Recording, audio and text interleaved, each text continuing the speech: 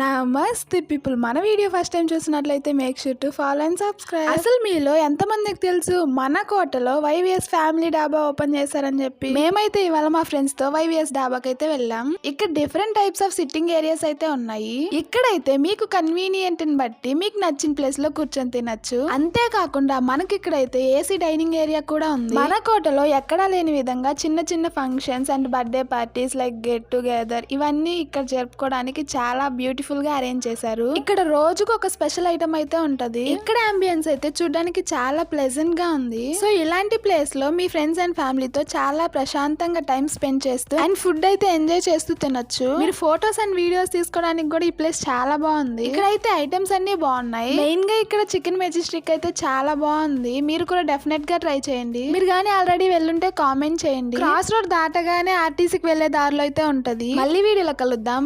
Bye.